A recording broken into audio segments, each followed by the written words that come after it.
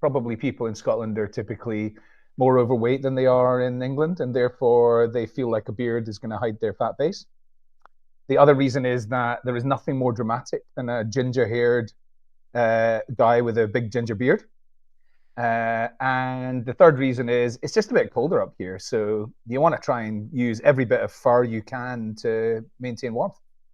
I think it does help. I think the last 2 points are very interesting. Number two, definitely a red-headed Scot with a big beard. That's pretty dramatic, mate. Yeah. It's a good image. You can't go wrong with this. And I do think most people look better with beards than without. I mean, it's hard to look at someone, you know what I mean? He's gone one way or the other. He's gone bearded and then non-bearded, and it looks, I don't know. It just looks better in my opinion. I don't know what people think. Beards, yes, no, folks. Let me know in the comments. Anyway, welcome everybody to Brain Food Live on Air. It's episode 346. We're all over the map in terms of sort of what numbering system we're at. We're gonna breach 350 by the end of the year. And welcome everyone to this show. It is in fact the start of a 4-part series where we're going to look back on what's happened in recruiting at the over the last 12 months. December, I mean, it's November now, I know, but we're moving into December. And it's traditional for us to basically have a look back and see what's going on with recruitment. Today is the year where is the session where we're going to review talent technology, what's happened in TA Tech this year. Loads of exciting things. Get your thinking caps on, and make sure you join the discussion with us to have this chat. Okay, let's do some sound checks before we go any further. Folks who are in sort of the crowdcast, let me know in the comments whether you can hear me okay. Just drop me a comment on this. Thank you, Jim Beresford. If you're watching this on LinkedIn, I think a bunch of you might be. Let me know whether you can hear and see me on LinkedIn. And if so, do let me know. I don't think I'm on LinkedIn for some reason. Did I screw this up in some bizarre way? Let me just quickly check. Got to do dual phone here. Yes, thank you very much. People are saying they can hear and see me, which is good. And I don't think I'm actually broadcasting this on LinkedIn. Yes, I am. Here we go. Fine. It's moving. No worries. We're all good. We're all good. Okay, let's get on with it. And happy Thanksgiving to all of our American friends as well, who should still be on their holidays, by the way, which is fantastic stuff. So great to see everyone who is tuning in, and thank you for our American guests who are going to join us later. That's Kyle Lagunas and George LaRock. Okay, before we go any further, we have to thank our sponsors, because without our sponsors, Brain Food Live cannot stay on air. Every single episode is sponsored in 2025. In 2026, it looks like every single episode is going to be sponsored again. And there has been no more consistent a supporter of Brain Food than our good friends at Greenhouse. So, of course, everyone should know Greenhouse by now. One of the leading ATSs in our business the last 10 years or more, and they're constantly coming out with some very cool innovations, which in fact I do believe Kevin Ryan might join us and tell us a little bit about. No reason for me to hog the airwaves. I've grabbed 10 minutes of Kevin's time and just dropped him into this. So Kevin, I've just added you onto the show, and here you are. There he is. Kevin Ryan. Everyone, can you hear me okay? I can hear you great, Kevin. And great with the uniform as well. I love the branding. Totally on point. Love it. Yeah, as a marketer, my perspective on the beard thing is, I think as you get older, when it starts graying, it actually ages you, so you need to trim back. But in my heyday, I would have had a proper beard going on, So you need to move with the times too, That's really interesting, Kevin. I do disagree, though. I think the salt and pepper is also okay, so long as you're not like Santa Claus. I think obviously that's a different story. Salt and pepper, I think, is fine. But anyway, Kevin, great to see you. Welcome to your debut on Brain Food Live. Why don't you quickly introduce yourself, Kevin? Who are you, and what it is you do? Yeah. So hi everyone. I'm Kevin Ryan from Greenhouse. I head up marketing for international markets. For those of you that aren't familiar with Greenhouse, we're obviously the hiring platform that believes structured processes are better than all the chaos we have out there right now. So if you've ever run a hiring cycle, obviously you know that's true, and that's before any of this AI disruption. Today I want to talk to you about the two biggest headaches we've identified in hiring right now. We've used our own data and a new survey that just dropped of over 4,000 job seekers and hiring managers across the US, the UK, Ireland, and we included Germany this time around. For these two headaches, I want to offer some form of guidance or next step you can take to make it better. So Hung, yesterday for a bit of fun, I was thinking about a good analogy for this spot. I love a good analogy, and my usual go-to is nostalgia. So think board games, TV shows, books from the 90s, noughties, that kind of thing. So I want to put you on the spot for a second. Is that okay? It's totally okay. There's nothing I do about it, is there? So I'm on the spot. It's happening now.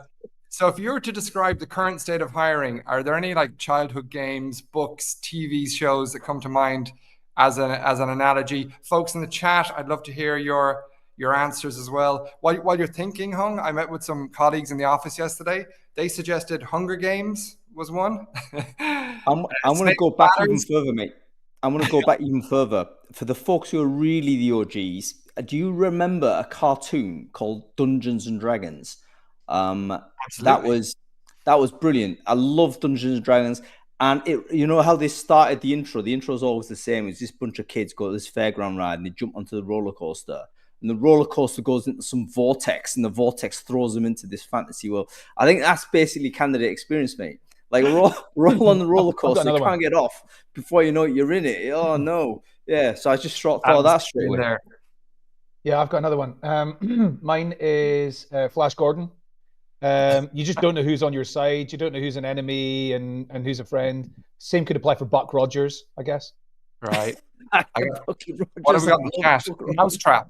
Mousetrap, Squid Games, Buckaroo.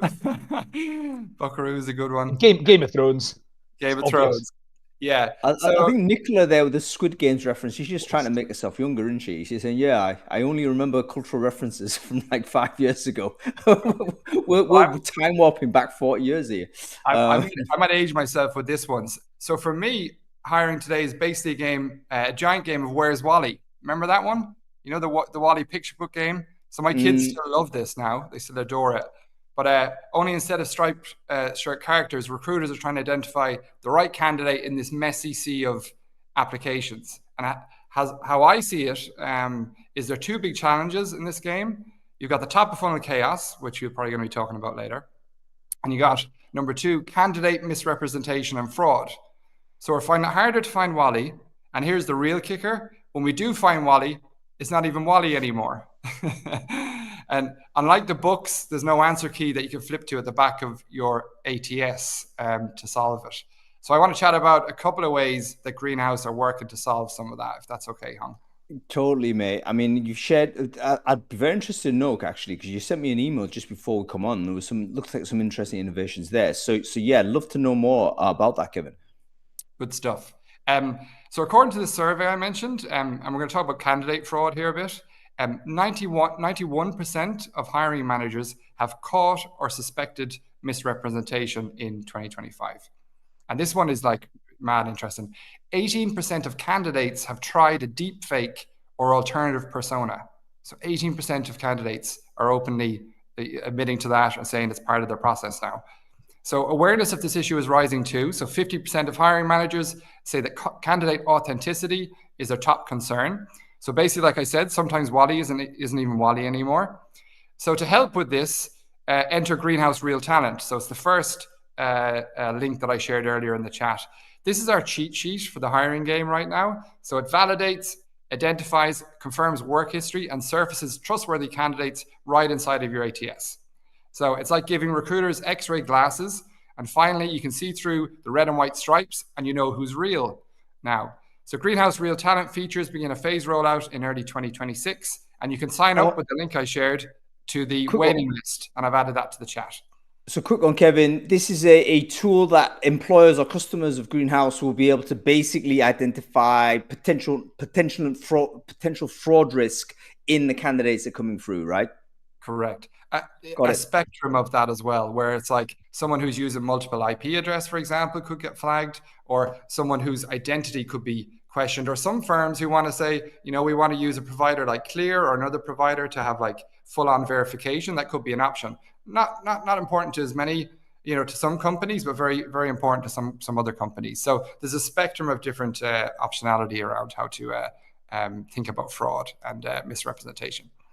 Very, very interesting. I think that's going to be mandatory, folks. I mean, at some point, you can't just open up sort of the hiring funnel and have people populate that.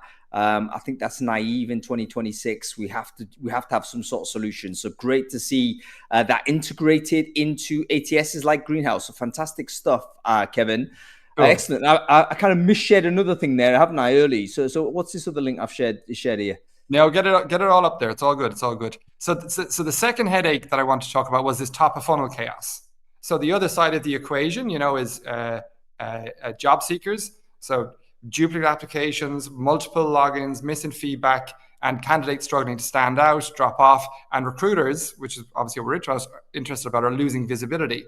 So what's interesting in the survey is 2 in 3 hiring managers say they've been more involved in the hiring process than last year. So despite all the tech that you're mentioning and you're going to be covering today, we're still more involved. 39% of recruiters are conducting more in-person interviews than last year, and only 21% feel confident they aren't missing great candidates. On the other side, candidates, 55% surveyed suspect AI was used to evaluate them without them being told. So of course they're using AI. I would be, so they should be. AI is enabling job applicants to maneuver their way through the application process, sometimes in shadier ways, some ways totally viable. And recruiters are defaulting back to interview as a core process in screening.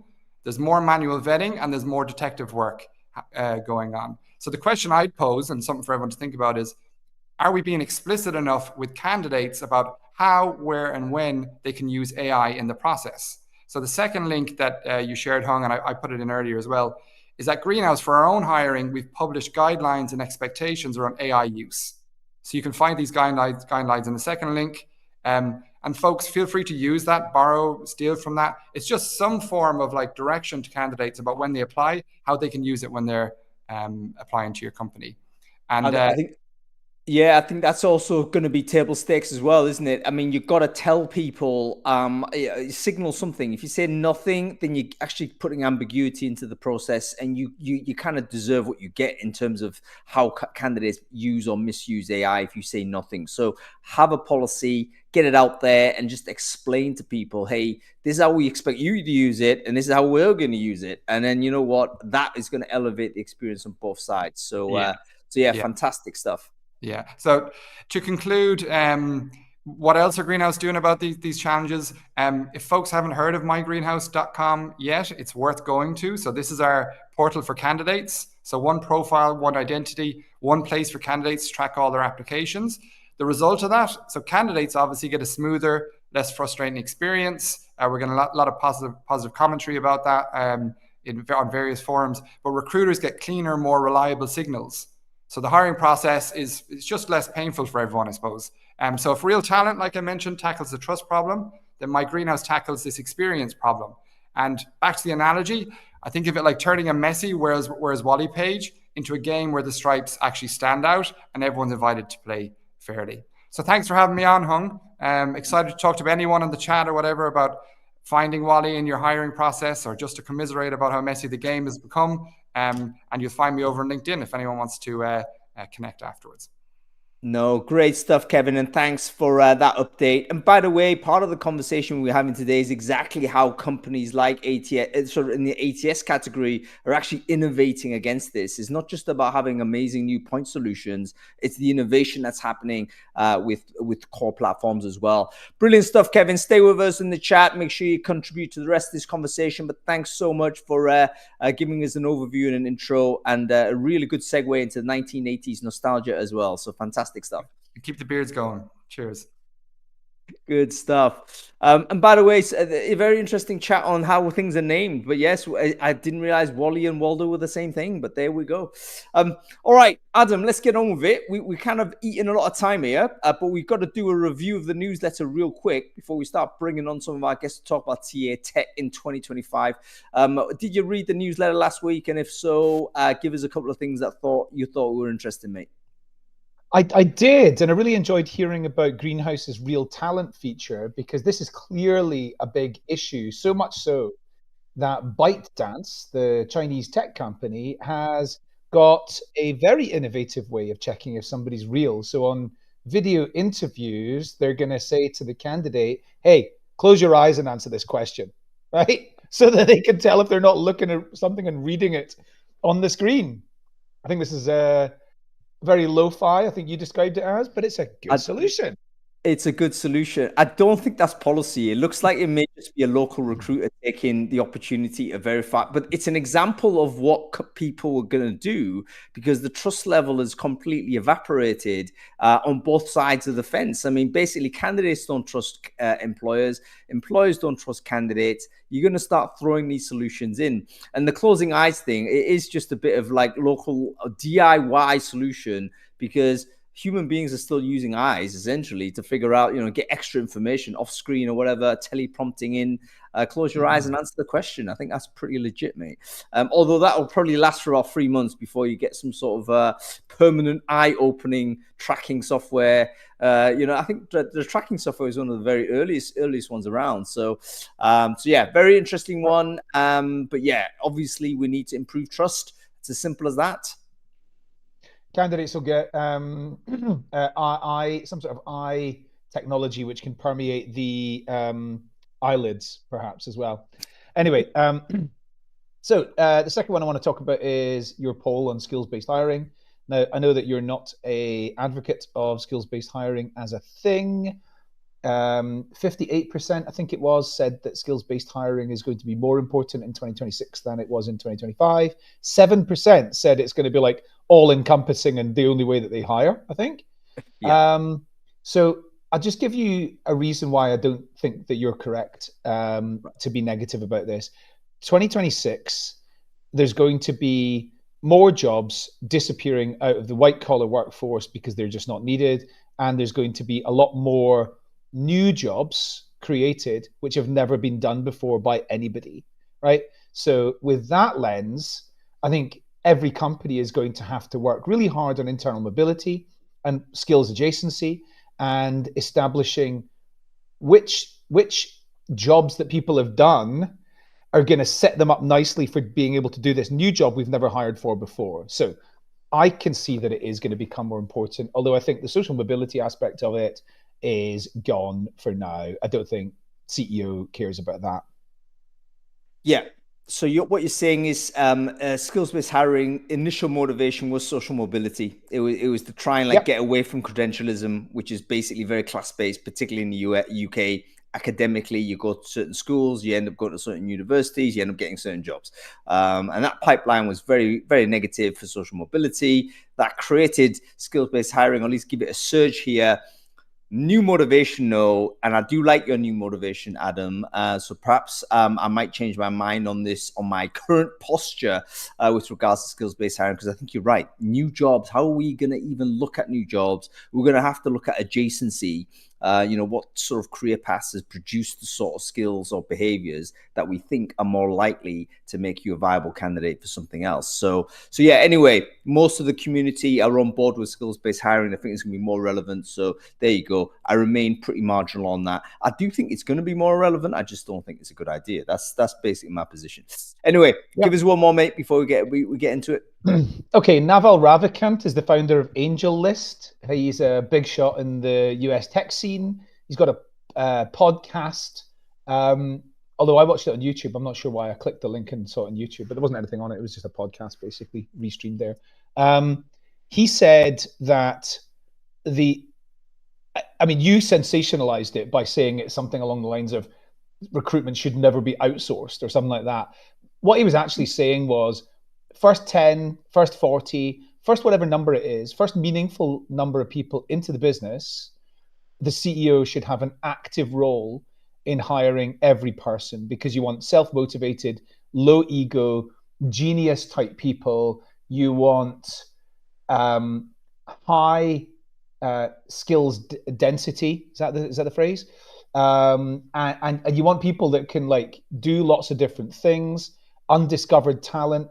I don't think he's saying that the CEO should be the one, or the founder should be the one that's going out and doing all of the sourcing, all of that sort of thing. But they should be very, very highly demanding about who they're bringing in those first up to 40 hires. They should be curating people ruthlessly and firing people fast when it goes wrong. I couldn't agree more. You absolutely work with recruiters to get shortlists and things like that.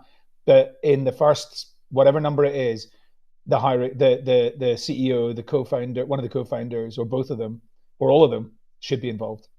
Yeah, it's very triggering for recruiters to ever hear CEOs talk about recruiting, and because they're always going to come in with non-PC stuff. They're going to come in with gut-based hiring and all this type of stuff, and weird heuristics that everyone thinks, oh my god, how biased is this? But you got to respect the fact that these people have built very impressive businesses, and we are their employees. You know what I mean? So at some point, we have to recognize what they've managed to achieve. Having said that, I don't think I did sensationalize the guy, because he did literally say this. And he even went into the point where even the sourcing side, he reckoned that CEO should do that. Now, I think you're right. There's a big separation between recruiting that recruiters get involved in when it goes beyond sort of that early founder stage, and it's scaling recruitment. That's probably where we come in, and we're trying to basically turn the CEO's perspective into a scalable system. So maybe we're still, maybe perhaps no need for us to be that triggered by it, but still, it was a very interesting conversation to be had, particularly as it kind of was in direct conflict with a lot of the things that we previously would be saying. You know what, this is just rock solid. Anyway, very interesting. Watch the podcast. I mean, it's very important, in fact, for us to subject ourselves to information that might clash with our initial kind of vibes on it. We need to be challenged on things, which is why, of course, I have invited Alexander Chukovsky onto the show, because he's guaranteed to trigger people. And he's our first guest we're going to bring on. So Alexander, let's be having you. We're going to be talking about the state of TA tech in 2025. Super interesting. And I'll allow Alex to obviously introduce himself, but I just want to preempt his own introduction by saying I think Alex is one of those madmen that is just like fantastic to have in our industry, because he's so like hyper focused on these niches, which very few people ever even bother going down. So if you ever want to care about job boards, you want to care about SEO on job boards, you want to care about stuff like this, Alexander Chukovsky is a guy to follow. And here he is on screen. Alex, wonderful to see you, sir. Hope you're doing well. Why don't you quickly introduce yourself, who you, what it is you say, what it is you do. Hey, thanks for the intro, Hank. Amazing. Wow, I'm not that controversial, I would say. I think I'm more of on the positive side. Lately, maybe I have been more on the dark side.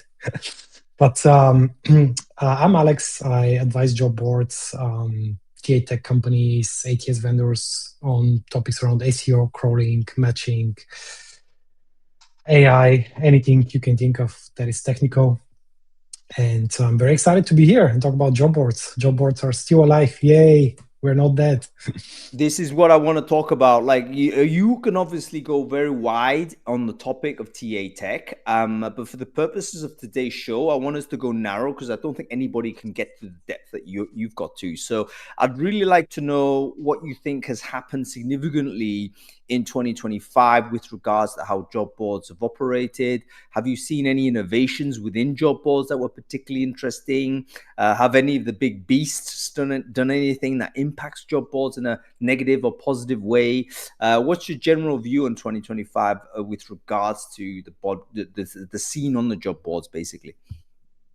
Oh man, so many topics. Let's unpack. So first of all, the recruitment market is pretty bad for candidates. There are not a lot of white collar opportunities. That's kind of the narrative on the market. So one thing that I started seeing this year is the explosion of paid job boards, right? So job boards that don't monetize the B2B side, they don't monetize the employer, but they actually monetize the candidate. And there are all kinds of niches you can think of. Remote jobs is, of course, a huge one, but there are all kinds of others that are very interesting. And some of these job boards are adding, I would say, additional values by providing more filters that they give to job seekers, which, of course, are built thanks to LLMs and OpenAI, right? Things that wouldn't have been possible a year ago or 2 years ago. And I think this is a very interesting trend. Like at the last conferences, we had 5 paid job boards, first time ever, right? First time ever. So that's a biggie. That's a biggie for me. Let's stop press on that. Paid job boards, meaning the candidate pays. And I assume that they don't see any jobs unless they pay like an entrance fee. So imagine this is like an exclusive nightclub. You have to pay entrance to get into the exclusive nightclub. You want to do that because the stuff in the nightclub is better than the stuff you get in a public bar, let's say. So that's the general pitch. Now, theoretically, how do they protect that information though? Does it mean that the jobs posted on this job board are not crawled by search engines, I assume? So they can't be aggregated away somewhere else. Is that how it works? Well, yeah, as you said, some of them are behind a sign-up wall, so you cannot see anything, which means that they cannot do much on SEO. But there are also hybrid approaches where, part of the jobs are available, part of the jobs are behind the paywall, so you don't get them indexed. They don't get scraped. And there are also others where certain filters are paid, right? So you have access to all the jobs, but if you want to do more advanced filtering, like remote jobs that are truly remote and you can work from anywhere in the world, right? Then you have to pay. That's really, imagine a job board that has all the information, but there's so much information that the signal to noise is it's terrible for the job seeker. But if I pay £10 or $10 or whatever it is, the signal improves because then I can apply a filter to say, actually, the job board recommends these 10 jobs ahead of these other 10,000 because of historical behavior of that employer, let's say, or maybe it would be a recency thing, or maybe it could assess my profile in terms of suitability for match. Like there's lots of things in future. You can imagine it may be worth like sticking a small, I assume the payment is small, right? So that it's like a consumer grade level. If you can afford a Starbucks or something, you could probably afford to do this. I'm guessing. Yeah, it's like about a couple of USD per week usually. Most of them have weekly payment cycles. So it's not a very expensive service. Yeah. But still, it's your recurring revenue, right? So it's very attractive. I can understand as a business model. Adam, you wanted to say something, I think? No, I don't think you did. Just that like LinkedIn's offered premium sort of career features for quite some time. So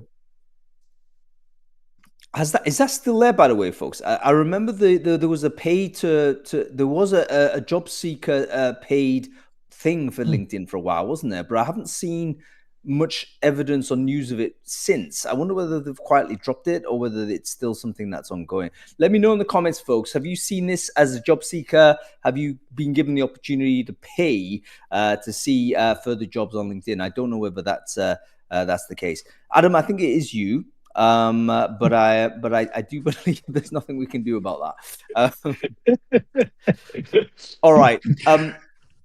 Good stuff. Very, very interesting on the paid job boards. We'll definitely keep an eye on this. This may be something I personally need to take a deeper review on. And it does make sense because everyone is basically trying to get better signal to noise.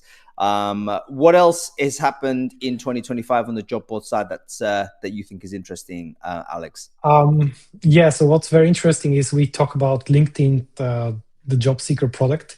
So there's another side of the equation on the B2C monetization side. So we have all of these career service vendors, companies like Career.io, TOHQ, and Resi, like the resume builders. So they exploded, right, this and last year. And right now, most of them are starting to build job boards. Some of them are public, some of them are organic. Some of them are behind a sign-up wall. And it makes totally sense for them because they have exhausted the opportunity for paid acquisition. So now they are coming into the job board space for organic acquisition, and they are competing with job boards. And for them, it's very easy because they have invested heavily in content around career improvements, career path, how to write a resume. And so another competitor for job boards. And I think these products are going to be huge. And job boards should be careful about where this whole thing is going, because they also, like these platforms, they have resumes, they have profile data. It's a significant advantage, So yeah, there's set up in a very interesting way, looking at the future, with the whole agentic search and agentic-based recruitment and so on. Also, considering compare them to LinkedIn, they do have a very good profile pool, profile candidate pool to offer. So I'm gonna be really watching after this. I'm very excited about what they're going to do as next steps. Yeah, I think we've got one of the features of TA Tech this year. I think is that there's category the category distinctions are starting to blur significantly, and that's true on everywhere where you look. Basically, probably sort of AI powered software development has made it cheaper to produce more innovation. And basically everyone can build into each other, where previously that might have been considered to be, a lack of focus, quote unquote, a waste of resources. Now it's actually not a real waste of resources. You might as well throw some time, small amount of time into it and get a product out there. So we're going to see some very interesting innovations coming through on that side also. Okay, what about the big beasts, Alex? A big beast meaning Indeed, LinkedIn, Google. Like, what have they done in 2025 that you think actually, okay, that's kind of a big deal? Or has there been anything? Oh yeah, absolutely. So I can talk about Indeed for ages. And it's this very weird situation where you gotta love them, but you also hate them for certain things. And I would say recently this news came out that Indeed was one of the first 20 companies that consumed like 1 trillion tokens, something like that, on OpenAI. And early this year, Indeed was had this large announcement of how they're going to build their AI, how they're going to use it for matching, how they're going to build like these niche taxonomies in the healthcare sector, in the software sector. And now we know how they did it. It's a lot of OpenAI that's powering this engine. And I think it's very interesting to see that they are actually right now the leaders when it comes to AI adoption, because they have built something amazing on purely like the job board level. Of course, when you put it into consideration with their whole like life cycle that they support around recruiting, it's even more powerful when we go into matching and like candidate assessment. But yeah, right now everything can happen on the Indeed app. As a job seeker, as a recruiter, you don't have to leave. You're in the ecosystem, and this, I would say, every job board needs to look into that, because it's not only Indeed that can build it. These tools are available to everyone. You can do the same things yourself. So that's very interesting, right? Really go into Indeed, do searches as a nurse practitioner, as a software developer, see how the filters change based on the role that you're searching for. This is live in Indeed US, but given that it's powered by an LLM, it's going to be soon live in Germany, in Italy, in Spain, in France, everywhere. So for the folks that need to have an early look, it's just to VPN it, I guess. Go stick your location in the US and check out Indeed. I mean, that basically gives us a window as to what it might look like when it does come over here. Super, super interesting. Give us one more view on Google in 2025, Alex. What have they done that impacts sort of the job boards basically, yeah. What have Google done to impact job boards in 2025? Not much. So that might come at a surprise. I don't think that they did something significant in the job board space. I mean, they let Google Jobs online, which is great, right? There was a lot of assumptions that they're going to kill it. There were some small UX changes in the beginning of the year that I wrote about extensively. But job boards still get traffic from Google Jobs, so that's good. They're obviously investing money in the product. They clean it up, less spam. But I don't see that it as something exceptional. I think next year, when we see the expansion of AI search, we're going to see some very interesting integrations between Google Jobs and AI search. But maybe we'll talk about it in 1 year. Yeah, Google are probably the biggest beast, aren't they? And if they manage to sort of crack if they manage to somehow re-gazump OpenAI, which they seem to be well positioned to do, then they can unlock the entire job discovery ecosystem, because they have everything. Basically, they have all the information, and they may in fact have the entire vertical stack now. Alex, listen, brilliant to have you on the show as usual. Of course, we can keep you on forever, but I want to get on some other folks now to talk about the investment side. Thank you so much. Of course, in that 15 minutes, you should know you got to follow Alex Tchaikovsky. Brilliant guy to follow on LinkedIn, of course. Blogs on his own platform as well. One of the real people that you need to keep in touch with. Great stuff, Alex. I'll catch up with you soon, buddy. Thank you for having me, man. Great stuff. I mean, he is a bright lad, isn't he? It's like he knows his stuff. It's like more always educational speaking to Alex Tchaikovsky. Okay, let's talk to Kyle Lagunas and George Laroque. Go ahead, Adam. I like the way that he opened there by saying, so job boards, they still exist, or something like that. Because it's just consistently every year, people predict the death of the job board and it doesn't happen. They're very resilient in the same way agencies are resilient. They're very quick to spin up. They're very cheap to spin up, and potentially you can make sort of dirty money quick, so to say. Okay, well, firstly, thank you both, Kyle and George, for turning up on Thanksgiving weekend. I mean, basically, it should be a holiday for you. So massive thanks for just spending some time with us, guys. I really appreciate it. Obviously, everyone watching this knows you two already, but why don't we just quickly introduce yourselves for the folks who don't know. George, why don't we go with you first? Who are you? What it is you do? George Laroque. I'm the founder of Worktech. It's a market intelligence and advisory firm, and we basically focus on looking at all of the macro trends, the workforce trends, the tech trends, and then aligning that with adoption and investment and M&A activity. So trying to create a complete picture for buyers, investors, and vendors on where the market's going. And a little bit more leaning on the advisory side than the content sort of analyst world. Yeah, fantastic stuff. Great to see you here, George. We have Kyle Lagunas here as well. Kyle, wonderful to see you as well. Can you quickly introduce yourself? Who are you and what it is you do? Yeah, hey, Hung. So my name's Kyle. I am the founder and principal at Kyle & Company. I went out and launched my own analyst firm this spring. It's been really exciting. I have a cool job. I get to study innovation cycles in the space. I get to see what new technologies and tools the solution providers are building, new services. And then I also get to study emerging best practices, persistent problems on the practitioner side. And I get to fit in between the two, mediate, moderate, try and close the gap. It's a lot of fun. And yeah, it's like I said, it's the coolest job in the space. I'm really proud to be a part of it. Yeah, fantastic stuff. And by the way, we need people like you to kind of to give this type of commentary, being able to bridge the gap between, practitioner side, vendor side, and so on. So fantastic to see sort of you guys continue to trade in this way.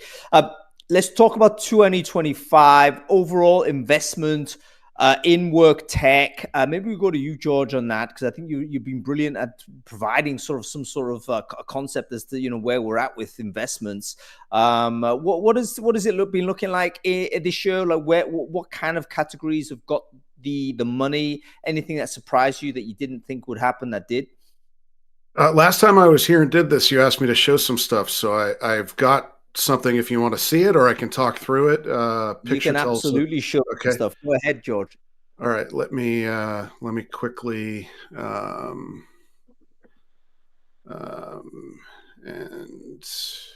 let me know if you see this, and I'll move this. I just condensed my briefing. So this goes back to 2017, so you can get an idea if this is by quarter, how things have been rolling. We're talking about 2025.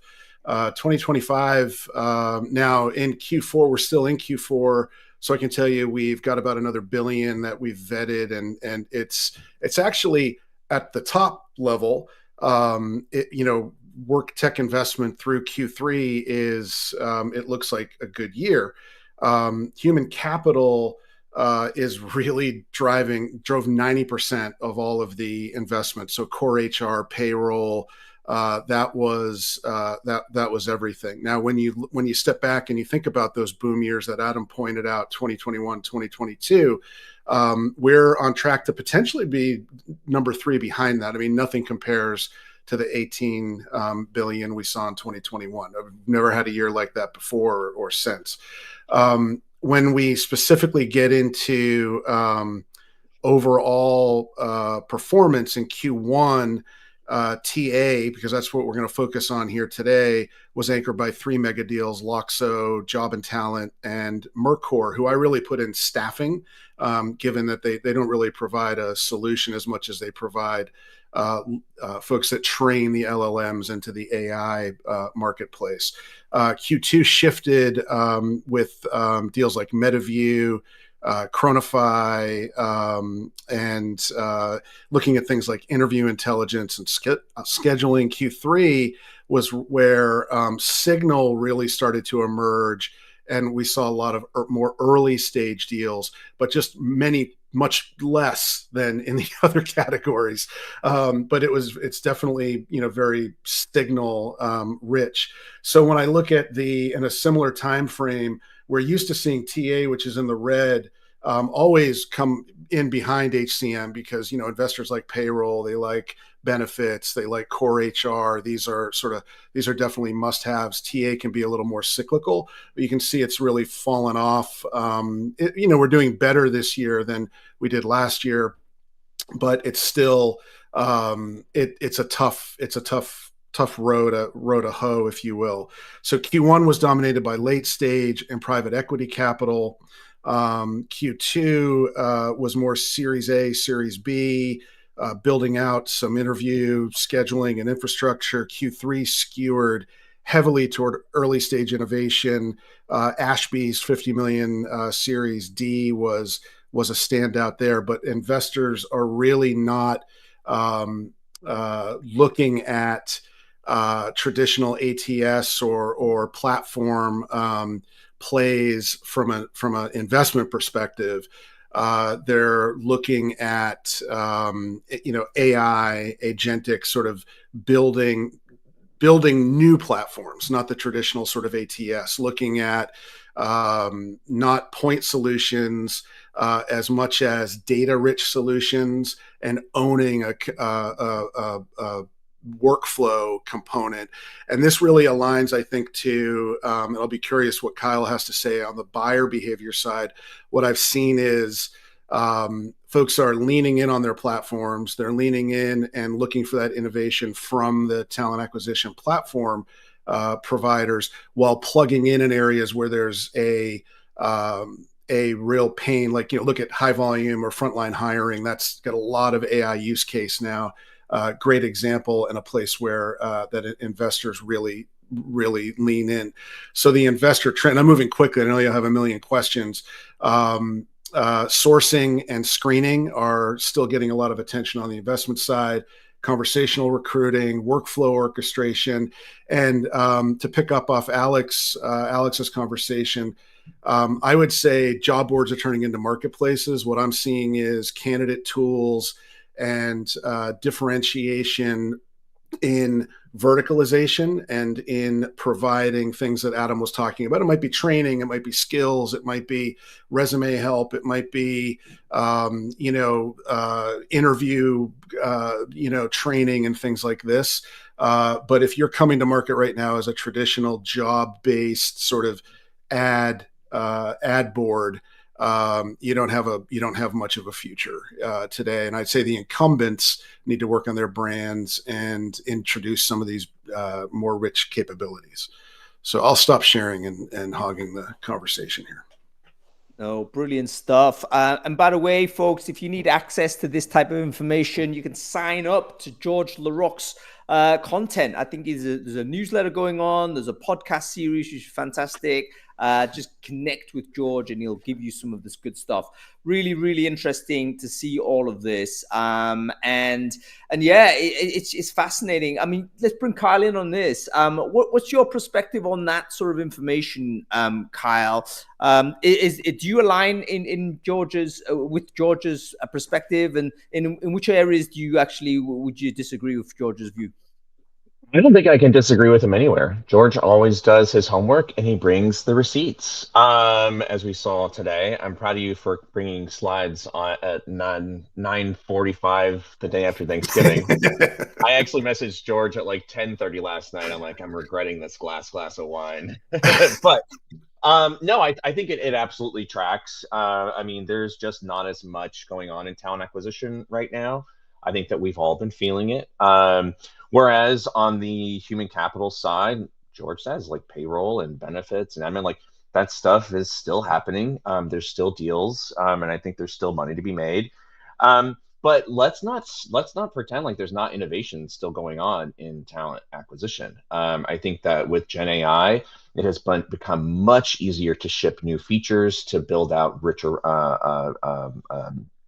product suites. So there's really some interesting things happening. And maybe it doesn't cost as much as it used to build out new features or to run pilots. So I think that's super cool. I love how dynamic the space is. Actually, what's not covered here are a couple of exits. We've had some really successful exits this year, which it reminds people that there is a path to success. Adam himself had a nice exit with iCIMS several years ago. But this year with Smart Recruiters being bought by SAP SuccessFactors, actually, I think it was SAP. It was not SuccessFactors. SAP bought Smart Recruiters, which is a little different. And then, of course, Workday buying Paradox. The last time that we saw major moves like this was the acquisition of SuccessFactors and Taleo and IBM buying Connexa, Brass Ring. Like that would introduce a huge wave of new entrants, new dollars, new innovation. So I think it's going to be a really interesting year next year. Maybe hiring will not get to peak COVID levels. I certainly hope not. I was on the practitioner side for that. It was wild, but there's still a lot going on. And I think it's a very exciting time, even if TA is not getting as many of the PE and VCs paying attention to us. I think there's still a lot going on. Yeah, and I think we have to say that basically the excitement of TA in the investment side and excitement of TA tech investment side was very much tracked to that period of everyone's just fighting for this talent. There was no talent available. Everyone's just scrambling for this limited pool. World has obviously dramatically changed since then. There's still this elite level of talent, which is hard to compete for, but most companies are complaining about too many candidates. We're getting flooded with applications, et cetera, et cetera. So then you can see sort of opportunities for companies like Mackie, for instance, or the conversational recruiters, which in many respects are there to reduce the applicant flow. And we saw early today with Greenhouse sort of announcing a few of their smaller innovations, which are all, again, designed to improve signal to noise. So maybe that's where a lot of the focus is going to come from. Different change of labor availability, different shape of companies as well. And so that's going to impact the tooling. Adam, you want to say something? I want to ask Baz's question for him. So he's asked, what are based on 2025 investment, what are the subcategories of talent acquisition that are sort of the fastest emerging? I'll take a stab at that, George. Sure. So we're actually doing a study right now of AI interviewers, voice and video, from RecFest US to HR Tech to Unleash World. I had not seen this many new entrants into this category. It's been a long time. Maybe sourcing was the last that had this much. I mean, even majors like Eightfold and Paradox are offering things here. Folks like Alex actually was on George's slides here. I mean, we have just in our RFI, looking at folks who were in market, like exhibiting this year, we have like 17 providers, and they all have clients. So we're really looking at that. I think to Hung Lee's point, it does solve the problem that's in front of us right now, which is a lot of top of funnel. There's real people at top of funnel and not real people, but these AI interviewers, I think that the total cost per interview is something like $3 to $6, depending on what's powering it. So running that versus having recruiters or even RPOs, the economics are just way in favor of voice AI. And it's interesting to see how these different tools are being trained. That's one of the things that we're evaluating right now is Like you can make something feel and sound human, but actually being an expert or even just quality interviewer takes more than just someone slapping together some features. But it is definitely a really rapidly emerging category. Yeah, AI interviewers of some type. So voice you mentioned. Let's dive into that a little bit, guys. What do you mean by this? Do we mean voice? Do we mean text-based? Do we mean some sort of assessment-based? Where would you? So let's kind of like subdivide the AI interviewer down a little bit. Where would you put your chips, guys? So just to build on some of what Kyle was saying, and I know Bas was looking for early stage input. I am seeing some significant focus on the candidate tools area. I think the tricky bit is monetizing that per your conversation earlier, and that's in some ways a big reflection on two things. One, the candidate experience is still not where it should be, but also when the market turns like this, and the way Alex even presented it from a job board perspective, they're looking for new monetization, and that we've never seen that play well in charging candidates unless there's value being offered for those dollars. But that is emerging. I think the digital interview tech is still that interviewer, whether it's voice or conversational, whatnot. It has been having a little bit of a moment. I think you're going to see a lot of tuck-in acquisitions there. All of the platforms are, I think, starting to view that as table stakes. So they're all looking at, where do we need to be with this interview capability? Is it a chatbot? Is it a voice? Is it, nobody's really moving toward avatars yet, but that's, got a horizon on it.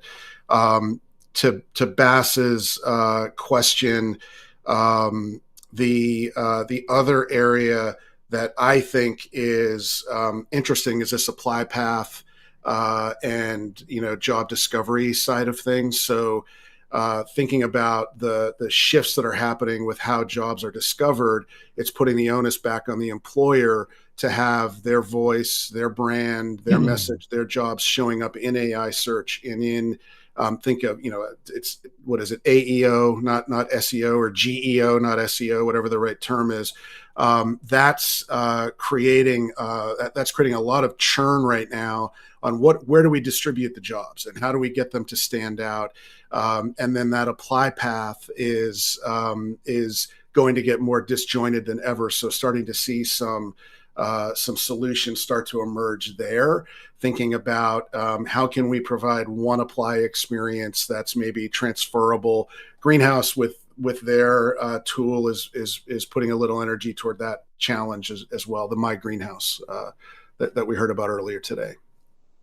Yeah, it does feel as if some tectonic plates are shifting underneath our feet a little bit, doesn't it? The classic idea that I'm still in the world where, okay, here's a job, a massive paginated experience. You're going to just apply for the ones you think are relevant and then, hope for the best. I think that's breaking down. And we're seeing some genuine innovation. As you mentioned, George, maybe we're getting to the point where, some automated agent might be able to scour the internet for opportunities and, pre-apply for me, let's say. Perhaps the reverse also happens where employers are able to deploy some sort of automation to try and track candidates, like ad retargeting. At some point, maybe even advertising and sourcing kind of merge in the sense that, what is the difference between going to a one-to-one outreach and a hyper-personalized advert? At the end of the day, just one person sees the message and one person might be encouraged to apply for it.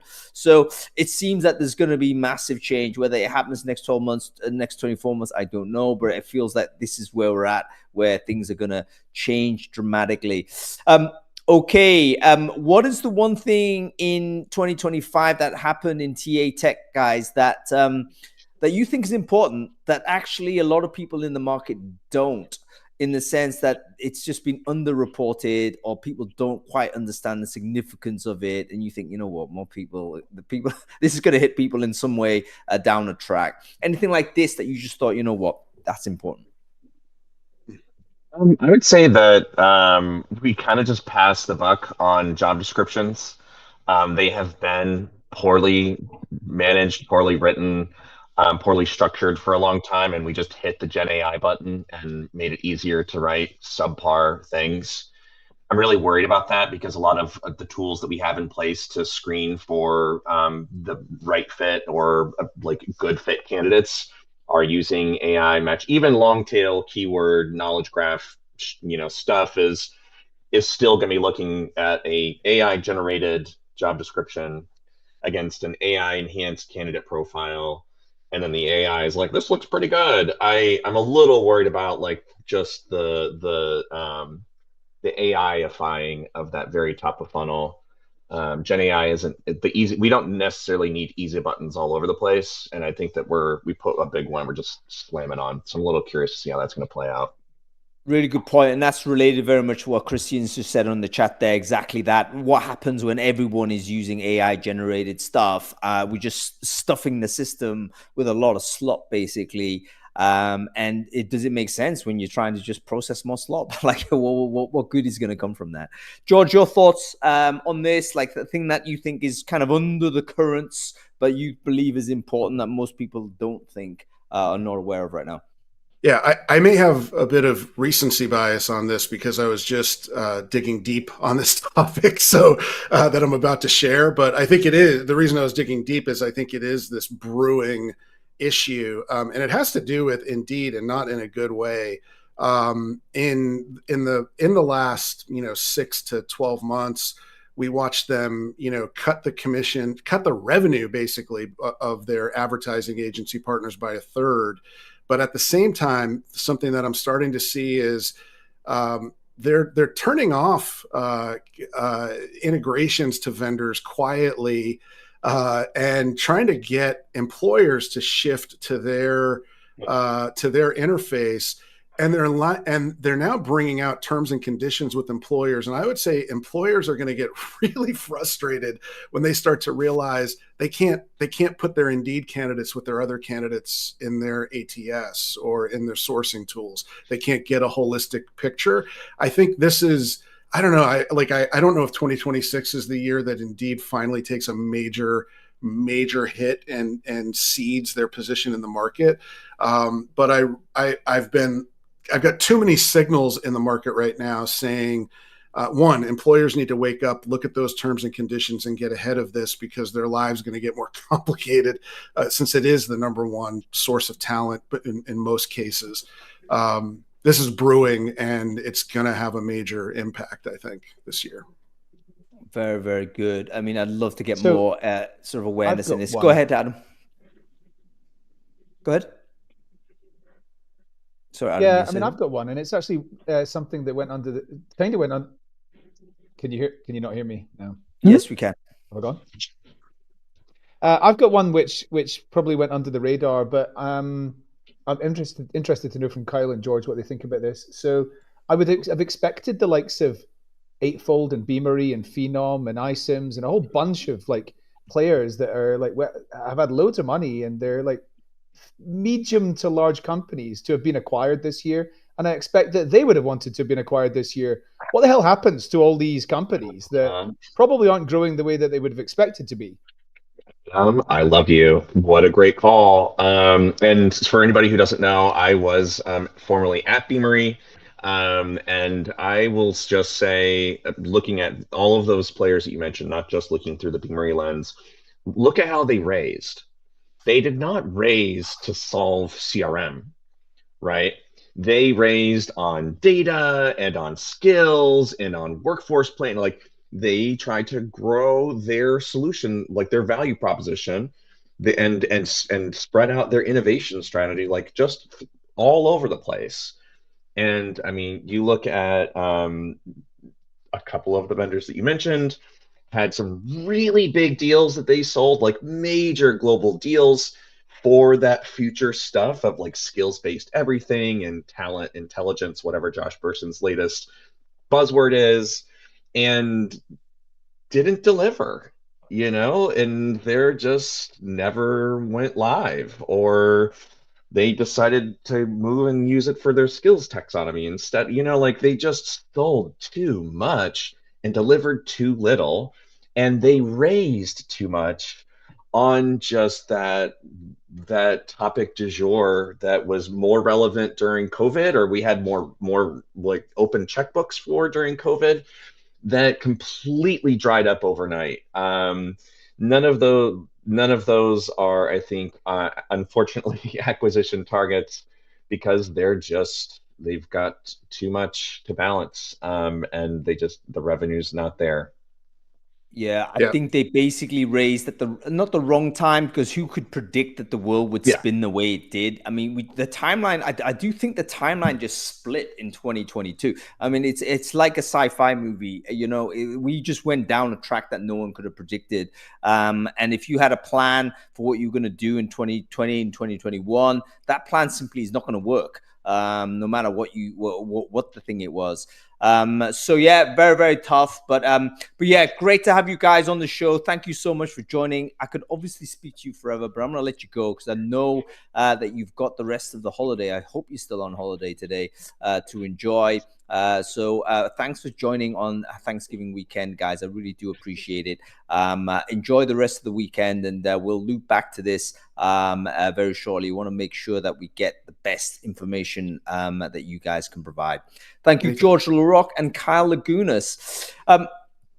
Okay, we're going to move on. I know this is like running over time, but I wanted to kind of bring on final guest, Claire Bush, because Claire's kind of digging into something really interesting from a kind of an events perspective. And I think that gives us a little bit of a view as to what's happening in terms of like completely fresh innovation coming into the marketplace. What is happening point solution wise, what's happening with innovation with these sort of newer companies. Claire Bush, wonderful to see you.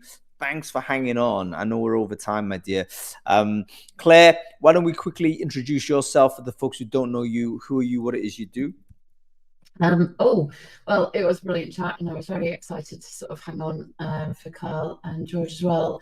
I am, what am I now? I am now really working with lots of talent tech businesses, helping them to really, I suppose, lay the foundation of a brilliant go-to-market strategy, using and working with all of the stuff that they have internally, but also as well really looking at what are the market drivers, what are the ingredients that make that go-to-market strategy framework that's repeatable and scalable in this marketplace, in this day and age. Because yeah, as you just said in our previous conversation, and the previous conversations, we are in a very different world right now. It's evolving consistently and changing every day.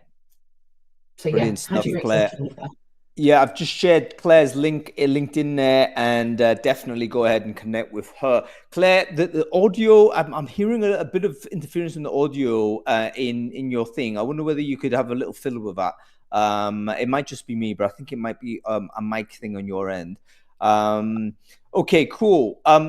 Well, thanks for sharing this, George. Do check the market briefing report on Gated. I love Ungated. Claire, tell us about the latest thing you're doing, because that's very exciting. And that, I think, may give us a bit of, I wanted to bring you in to talk about it a little bit, but also to, this type of sort of event is going to give you an insight as to what's happening with regards to TA Tech in 2025, just as a little bit of a decent signal. So why don't you tell us about that, and what are the products that you're seeing category-wise, if you don't want to speak about vendors particularly, that you think is going to be, has been impactful in 2025? So I suppose, is my audio any better? Is that better? Yeah, much better. So I wrote a quick list out in terms of stuff that I've seen over the last couple of months really kind of come to fruition. Much more, the biggest thing for me is that AI is not just a feature now. It is actually embedded within the platform. So any tech that is saying that they are AI enabled or AI first, just double check your narrative. Make sure it is, please, because you will get found out really quickly. The next thing that I've seen, and really good pals of mine, like and of the show, Martin Redstone, Bennett Sung, talking lots and lots around AI governance. That is deal breaking. It's definitely at that enterprise level, you're not going to win if you are not compliant in all of the big tick boxes. Another really interesting thing, and I think we talked about this years ago, but I'm really, really pleased to see that hiring manager experience is now further up the list of product absolutes. So yeah, really, really taking into consideration that moment between the handover from TA into hiring managers, what's their experience? And again, I think, George and Kyle talked about it. We're in that world where at enterprise level, when you've got volume hiring, you can't possibly miss a second or beat in terms of that handover, and hiring managers need to feel like they've got control, that they know and understand all the data points, and that they are managing that process brilliantly and well as well. So get that kind of moment and relationship nailed. What else have I got going on? You're talking about, Claire, you're talking about the likes of the paradox and grayscale type of solutions, for example. Maybe. But yeah, I wasn't allowed to talk about stuff in terms of the brands that I'm working with. But yeah, I am working with Grayscale. And I think the one thing that I really love working with them is that they are really agile in their approach to market dynamics. So they are looking at where is the real need today and building for that in this next sort of 12 to 15 week sprint. They're not waiting for that to be a major marker or pivot or market turn. So yeah, scheduling is amazing. It's brilliant. It's kind of like the thing, AI agents being built specifically for tasks that unlock everything around the hiring manager experience. So yeah, that's on that note, guys, I just want to say real quick, I mean, the hiring manager is obviously going to appear as a much bigger stakeholder in the TA vendor sort of lens. And the reason why, obviously, TA as a function, specialist function, has been truncated. But at the same time, the hiring manager is the real recruiter when you think about it. That is the person that is hiring. That is the person that is making the selection.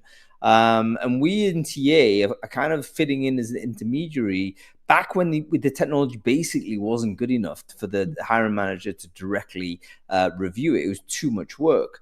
But if the tech is getting better, then the technology will increasingly address the real owner of the recruitment process. I'll give you an example from an outreach point of view. We all know that sort of candidates much prefer to hear from a hiring manager than they do from a recruiter. We shouldn't be upset at this. As recruiters, we should not be triggered by that. That's just a fact. So what happens when technology enables the hiring manager to compose as good a message as a recruiter? Recruiters should not be sending that message. You should be the hiring manager. It's also pushing, Hung, as well, that time to value piece. So we've talked a lot about adoption, adapting, all of that kind of capabilities within the TA space. But actually, who's talking about it from a greater organization? Again, an organizational foundation perspective. You need to build your tech to talk to everybody along the journey, not just your recruiter. So I kind of feel like there's a little bit of a catch up, but there's some organizations that are doing it brilliantly from the tech side.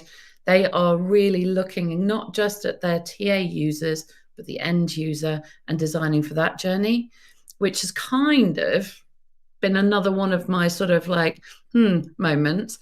And that's why I've decided I'm going to launch an event. But it's not really an event. It's a go-to-market campaign with an event at the end of it. The event is called Talent Tech Expo. It will be happening next March. Just launched it. Website's live. Anybody fancy having a chat? I'm all ears. But yeah, I'm basically looking at how that go-to-market strategy can expand into really answering the buy-sell opportunity for talent tech right now. So it's not just about creating a conversation with the head of TA. It's actually creating an experience where TA, finance, procurement, hiring managers can be involved in the decision-making of the growth and enablement of their people strategy. Yeah, very good. Claire, why don't you quickly share the link into the chat stream? If it's up and out, there you go. Michael wants the link. Get it in there. Let's have a look-see of this. And yeah, as you know, folks, I'm just pro event no matter what sort of event it is, but this sounds fantastic. So do make yourself sort of get yourself involved in this. TalentTechExpo.com. There you go. Fantastic stuff. Okay, guys, listen, we're well over time, so we have to cut this short, I'm afraid to say. Claire, I do beg your pardon. I wanted to have you on a little bit longer, but we are well over. No, great to see you. And we're going to have to let everyone go because everyone is leaving. And we've got a weekend to get on with. So, folks, enjoy the rest of the weekend. Thanks for watching. I hope you've enjoyed it. We are sort of back next week. We're going to continue the review series. So this episode is TA Tech. Next week is going to be candidate experience, assessment, and DEI. That's what we're going to talk about, what's happened in those three areas in 2025. If you're interested in the show there, make sure you sign up. And if you're following this on LinkedIn, just follow my page. I broadcast this via LinkedIn Live every week. If you're watching this on Crowdcast, of course, follow the channel. You'll be updated on that as well. Okay, that's about it. I'll see you next week. Thanks for watching. Right, there we go. Mate, we needed 2 hours for that, really. Yeah, it's such a big topic, and there's so much that happens. But honestly, it's been, for so many companies, it's been a lost year, 2025. It's just been like, it's been such tough, it's been very tough. I mean, I'm in a WhatsApp group with like 100 and something go-to-market professionals in talent tech companies, and like almost none of them are hitting their targets this year. It's been very, very tough in sales in our industry, as is evidenced by the tiny amount of investment that's gone into HR tech, which has come towards talent acquisition. It's but you know what? I'm blaming Trump. I'm not blaming Trump. He's part of the reason. I'm blaming AI.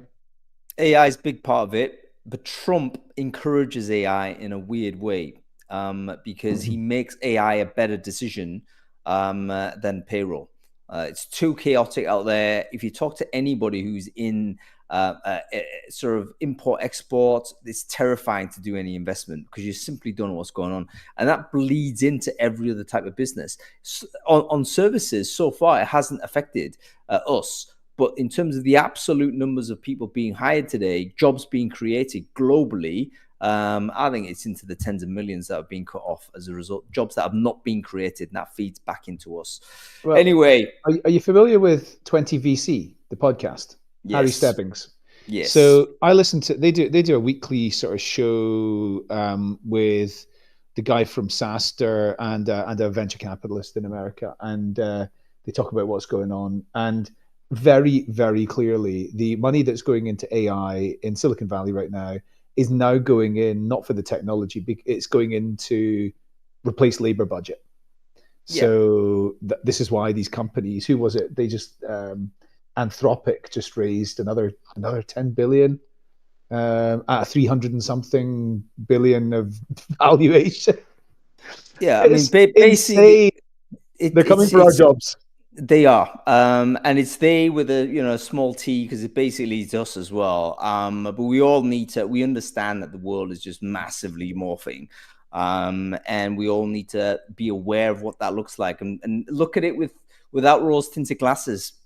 Anyway, get on the bus, or you're missing the bus. That's it, mate. That's it. All right, listen, I'll let you go. Cheers. Thanks for joining. Catch you later.